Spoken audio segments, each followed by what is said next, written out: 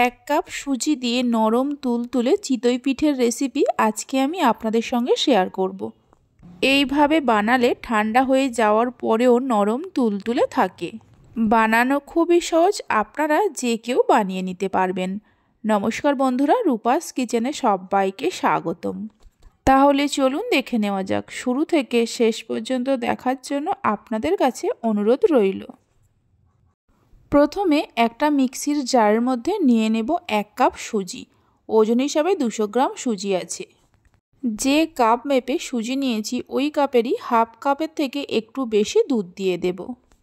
দুধের পরিবর্তে জলের ব্যবহারও করতে পারেন। ঢাকা দিয়ে মিক্সিতে খুব ভালো করে পেস্ট করে নিতে হবে। পেস্ট করে নেওয়ার পর একটা বাটির মধ্যে ঢেলে নেব।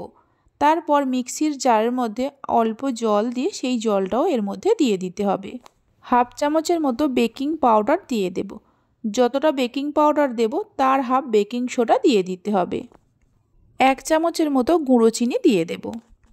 এর মধ্যে নারকেল কোড়ার ব্যবহার করতে পারেন, আমি আর এর মধ্যে নারকেল কোড়া দিচ্ছি না। এবার সব কিছুকে খুব ভালো করে মিশিয়ে নেব। এই ব্যাটারটা খুব বেশি পাতলা হবে না, আবার খুব বেশি ঘন হবে না। স্বাদ মতো নুন দিয়ে দেব। নুনটা প্রথমে দিতে ভুলে গিয়েছিলাম। নুনটা দেওয়ার পর মিনিট 2-3 সময় ধরে খুব ভালো করে ফেটিয়ে নেব। দেখুন ঠিক এরকম মিডিয়াম ঘনত্বের ব্যাটারটা তৈরি করে নিতে হবে। ব্যাটারটা তৈরি করে নেওয়ার পর গ্যাসের ওপর একটা ফ্রাই প্যান বসিয়ে দেব। হাই ফ্লেমে প্যানটাকে প্রথমে খুব ভালো করে গরম করে নেব। তারপর 1 হাতা ব্যাটার নিয়ে প্যানের মাঝখানে দিয়ে দেব। ঢাকা দিয়ে রান্না করে নেব মিনিট 2-3 সময়ের জন্য, গ্যাসের ফ্লেমটা লো টু মিডিয়ামে রেখে। 3 মিনিট পর ঢাকা খুলে দেখাচ্ছি। দেখুন পিঠের ওপরটা কেমন শুকনো ভাব চলে এসছে, আর দেখুন অসংখ্য ছিদ্র তৈরি হয়েছে। পিঠেগুলো কত সহজেই প্যান থেকে উঠে আসছে। এইভাবে করে সবগুলো চিতই পিঠেকে তৈরি করে নেব। রেসিপি ভালো লেগে থাকলে অবশ্যই একটা লাইক করবেন, বন্ধুদের সঙ্গে শেয়ার করবেন। ভালো লাগলে চ্যানেলটি সাবস্ক্রাইব করে পাশে থাকা বেল আইকনটি প্রেস করবেন নতুন রেসিপির আপডেট পাওয়ার জন্য।